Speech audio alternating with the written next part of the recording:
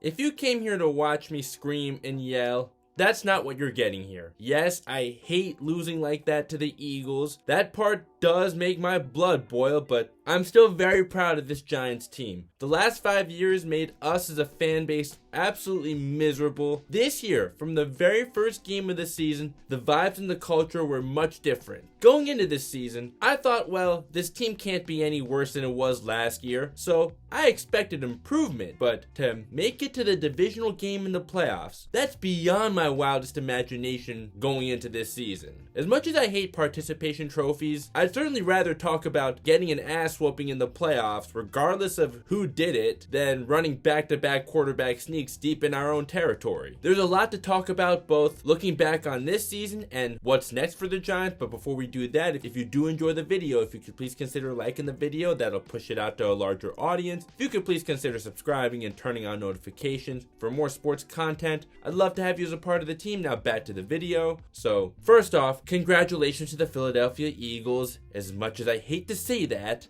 I have to give credit where it's due. You guys are the much better team. You're our daddy. Much like the Astros are to the Yankees, except you've been doing it to the Giants a lot longer than the Astros have done it to the Yankees. So all I can do is tip my hat, even though I don't really like to do this. But thanks to the 49ers for beating the Cowboys, and I'll say congratulations to the Eagles, but I will not say good luck, go 49ers next week. Now, the apology to Daniel Jones may be a little late. I saw Bad Dog and Diggy546 make apology videos. I know Diggy546 is a lot more pissed off than this, and he's entitled to feel how he wants to feel. I'm not going to get on him for that, alright? In fact, I'm honestly not happy at all either, but at the same time, the Giants did have a great season, and I think that the future is very bright. So I'm not going to be the fan police to him. But back to Daniel Jones. I'm sorry I ever doubted that you'd be the quarterback of a playoff team or even a Giants team that would win a playoff game. What you did against the Minnesota Vikings in that wild card game was an elite performance. Say what you want about the Vikings' pass defense, which I know is atrocious. I don't care what anyone says though. That was an elite performance. Not every quarterback can have a performance like that against any defense on a big stage like that. Twitter may be very divisive when it comes to Daniel Jones, but it is what it is. This season, to me, I think that we watched you grow from a boy to a man. You know what this year proved? Coaching matters, and I'll get to Brian Daboll and the coaching staff later. I don't want to talk too much about Pat Shurmur and Joe Judge because those guys are out of our lives. To keep it short, they held Daniel Jones back. Brian Daboll challenged him mentally, and Daniel Jones responded. How I said that I knew the culture and the vibes were going to be a lot different from the first game of the season. That first game of the season, when Brian Daboll gave Daniel Jones a ton lashing over that terrible interception, trying to go for Saquon Barkley in the end zone, instead of saying, woe is me, Daniel Jones went out and won that game. I knew right then that things were going to be different this season. Also, that game in London against the Packers, even though the Packers were not the same team that we're used to seeing this year, Daniel Jones winning that game on a bad ankle. I loved his toughness and his resilience in that game. That was another game that told me that these guys want to run through a wall for Brian Daboll. I can't wait to see what Daniel Jones can do with a better offensive line, particularly the interior line. Andrew Thomas is great,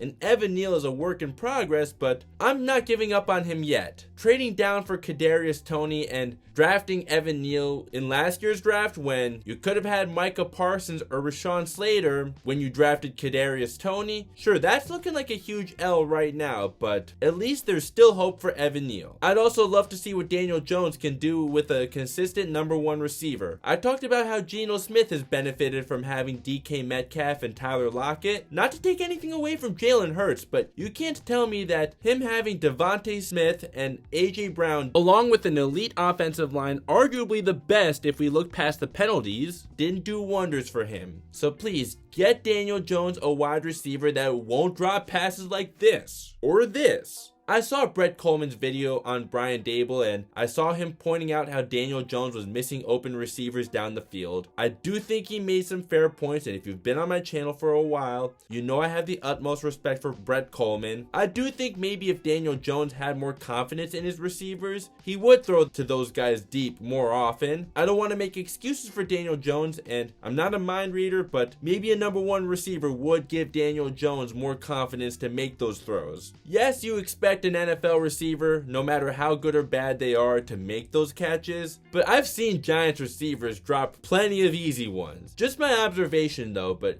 it's not like I think Daniel Jones is a second coming of Patrick Mahomes. He most certainly has earned my respect though, and I think this is the first time in his career that he was even remotely in any position to succeed. Yet there is still room to improve, so he can be in an even better position to succeed in the future. When I saw George Kittle make this catch, even though he's a tight end, I immediately said, no one on the Giants is making that catch. Let's go get someone who would. Isaiah Hodgins may have balled out against the Vikings, but again, against a terrible pass defense. He did nothing against the Eagles. For now, I'll say the jury is still out on him, so that proves it even more that you do need to go after a proven number one receiver. That number one wide receiver should have been Kenny Golladay. I was willing to give him a chance going into the season, but it didn't take long at all for me to give up on him this season. Kenny Golladay, you can just be gone. $72 million.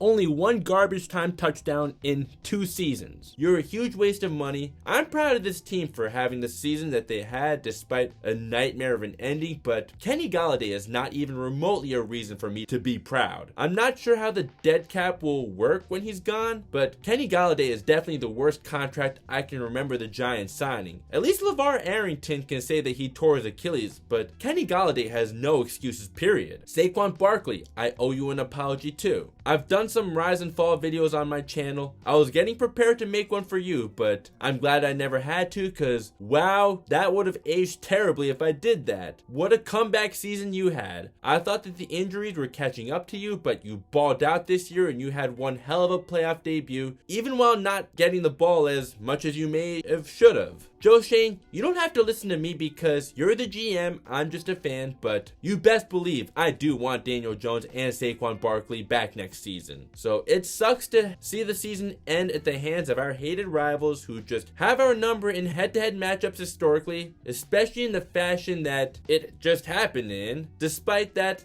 outside of the Super Bowl 42 and 46 champions, this year's Giants are undeniably my favorite Giants team I got to experience. 2000, when the Ravens smoked the Giants in the Super Bowl, that was a little too early for me. I was born, but I wasn't watching sports yet. So 2007, 2011, and this year are my 3 favorite Giants teams that I did get to experience. Our way was definitely fun while it lasted. I do believe the future is bright. With a lot of draft capital, this team has 11 draft picks this year. Also, the fact that Dave Gettleman is out of our lives, John Mara came to his senses and realized that he needs to stay out of personnel decisions. He needed to hire outside of the organization. He did that. He found a great football mind in Joe Schoen. At least as of now, I believe that Joe Schoen is a great football mind. We have a great young coach in Brian Daboll who's getting the most out of what he's being given, and these guys clearly want to run through a wall for him. Despite what was looked at as not such a good roster, this coaching staff was able to get the most out of what they had. Dexter Lawrence is someone that we definitely have to look at when it comes to that. Sexy Dexy. He was looked at as a Dave Gettleman afterthought, but then he came into this season and had a career year, put up career highs across the board, and made his first Pro Bowl. Can't wait to see what the future holds for him. I don't believe this is a temporary success at all. I also definitely can't wait for Kayvon Thibodeau to be healthy for a full season. He started out injured, but then later on in the season, once he got healthy, he really started to prove his worth as a 5th overall pick. I am very excited for the future of this team.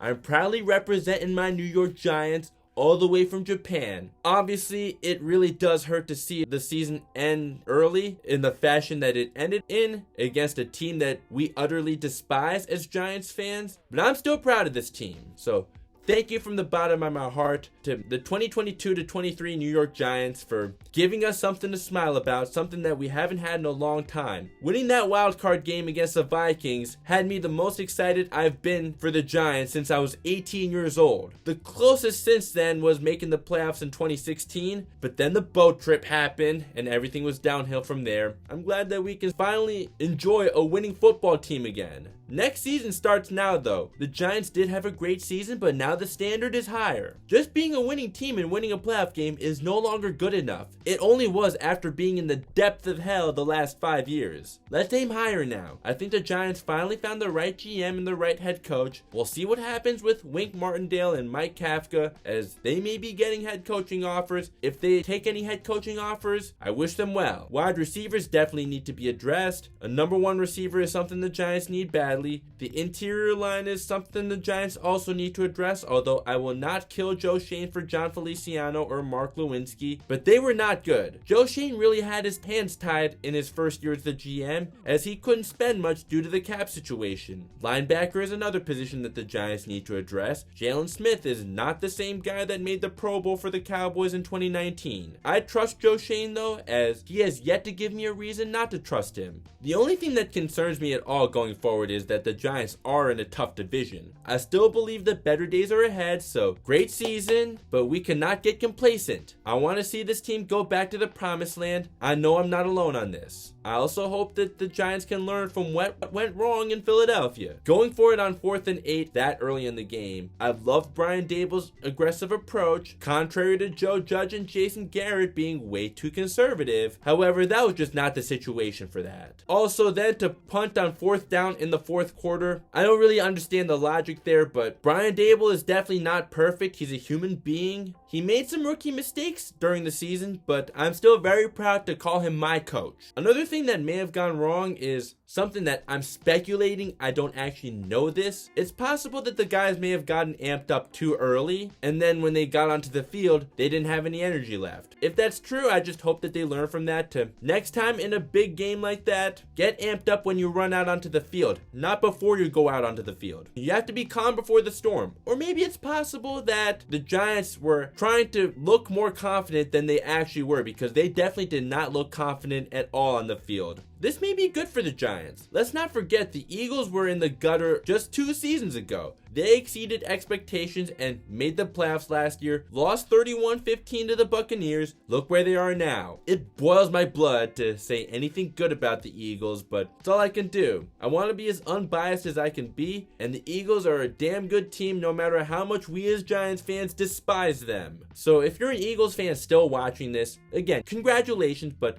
I will not say good luck. I hope your road ends in the NFC Championship, but again, I hate to give credit where it's due. I think that the Eagles at the very least will make it to the Super Bowl. That pisses me off, but they're a great team, so what else can I say? So that's the end of this video. If you enjoyed this video, if you could please consider leaving a like, that'd be much appreciated to help this video get out to more people. If you want to consider subscribing and turning on notifications to join the team for more content in the future, I'd love to have you on board. Links to my social media are down below, so if you want to click either video up above, my most recent upload and the video that YouTube recommends, really appreciate it if you want to watch either of those. So thank you so much for watching. Catch you next time. Go Giants. At least it does look like better days are ahead of us.